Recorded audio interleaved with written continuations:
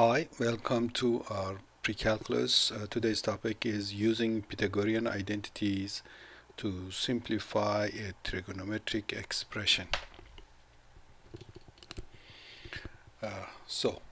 To emphasize what we mentioned last time, a critical word here is identities. So identities are statements that are always true.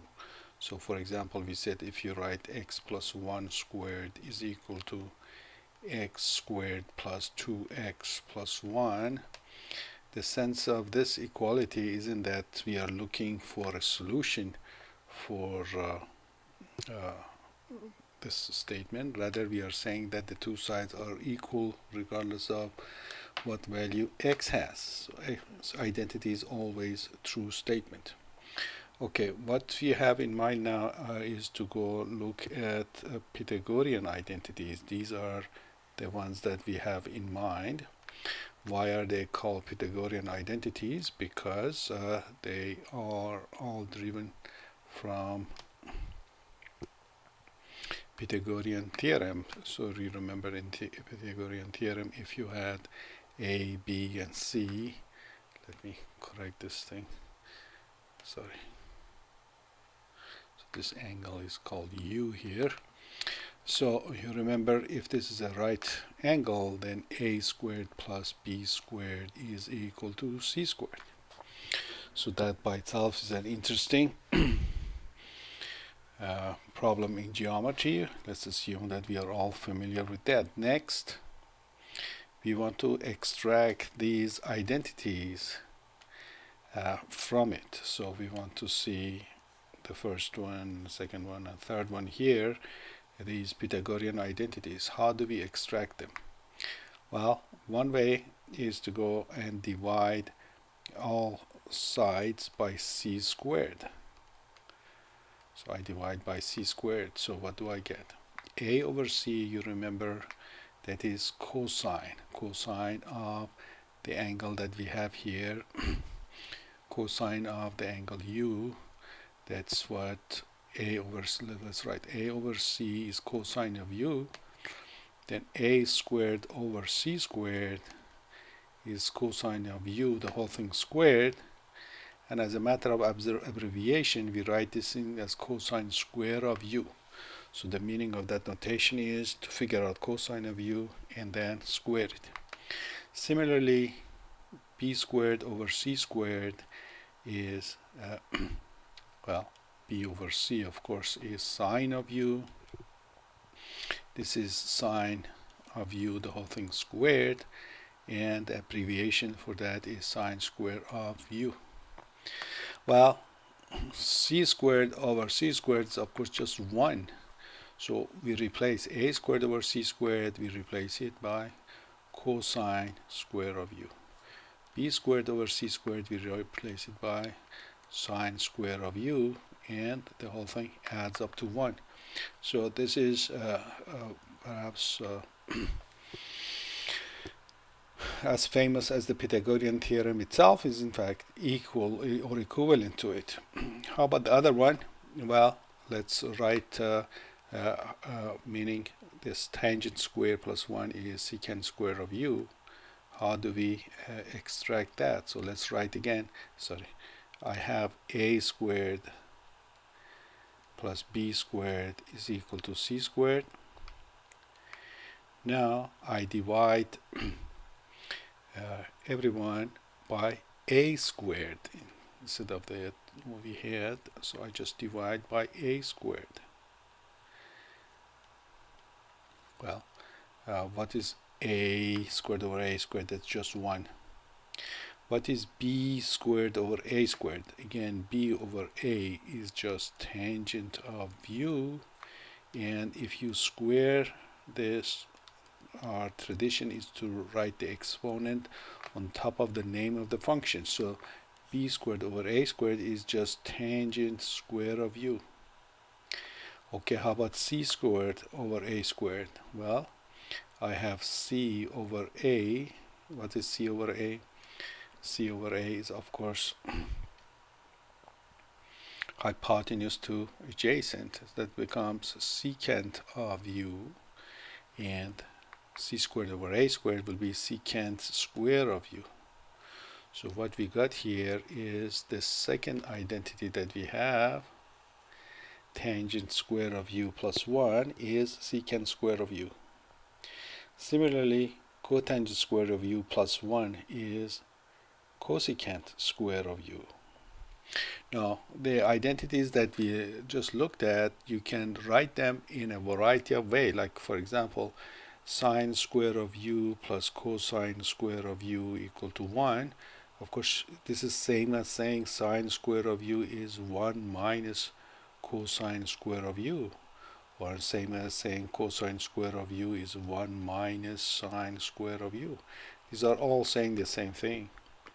Same fashion, tangent square of u plus 1 is equal to secant square of u. That is same as saying tangent square of u is secant square of u minus 1. That's also same as saying 1 is equal to secant square of u minus tangent square of u.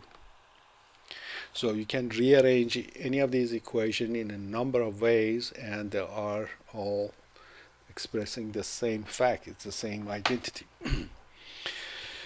So the last of these things, how do we get the last one? Well, again, start with a squared plus b squared is equal to c squared. What do you think I'm going to divide by now? Of course, if you said b squared, you got the hang of this thing. Now, a squared over b squared, adjacent a squared over a over b is cotangent. When you square it, so that becomes cotangent square of u. B over b is 1. C over b, what is c over b? C divided by b.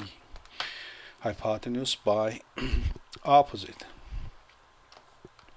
That's cosecant, of course. So that becomes cosecant square of u. So that is another one of these Pythagorean identities. Let's go ahead and see how do we use it. It says show that this is, well, it says simplify. That's the magical, one of the hardest word in mathematics. Simplify. It's a simple, but it's actually the hardest thing to do. Well, what do you exactly want me to do? That's a judgment call that comes with practice. You do practice until you realize something is simpler than something else. Let's see how does that work. So here we have sine square of u plus cotangent of x, cosine of x, sine of x.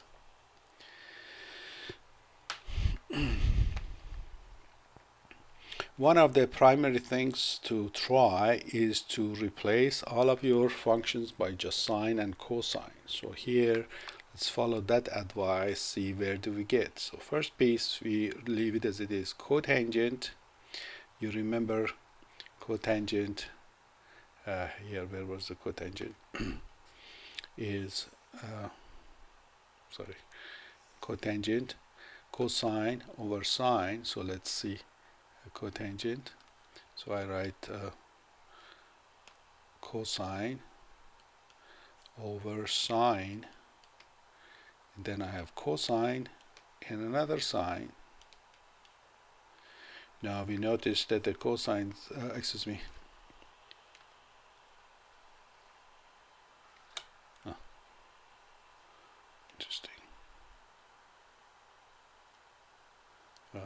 The sines cancel, so the sines cancel, and I get sine square of x plus cosine square of x, and that is of course our first Pythagorean identity. We get 1 out of that. So you notice that it is insisting or giving us a guide as what does it mean to simplify. It says single trigonometric function.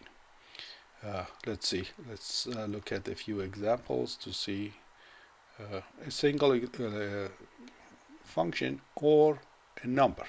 So in our case, we just got a number, of course. Next, cotangent square of x times cosecant square of x minus cotangent square of x. Multiple ways of doing this. One method will be to say, well, let's factor cotangent square of x, and then I'll have cosecant square of x minus 1. There's a factor there, so we factor it.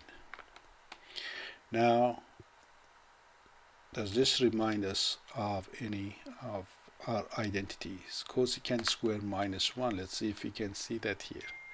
Cosecant square minus 1. If you look at this, cotangent square of u, we can write it as cosecant square of u minus 1. Do you remember we said each of these things can be written in multiple different ways by moving stuff around? So cosecant square minus 1 can be written as cotangent square. So let's see if that helps. So what we get here, cotangent square of x was there, and this, all of it becomes another cotangent square of x. Out comes cotangent to power of 4 of x. So our answer is that this is cotangent to power of 4 of x, still one function. So in that a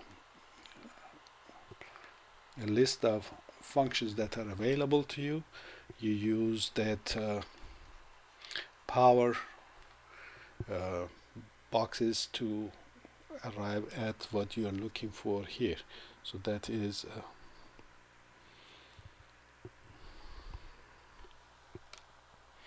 next. Let's see, what does this one say? It says cosecant of x minus cosine square of x cosecant of x. So one of the things that we learn here is to try factorization. So that does anything or not. So I have 1 minus cosine square of x and the factor. 1 minus cosine square of x, we learned that that is same as sine square of x. So by now I have cosecant of x sine square of x. Now I remember cosecant of x is 1 over sine of x times sine square of x square over 1, and I get just sine of x. So final answer is that this is sine of x.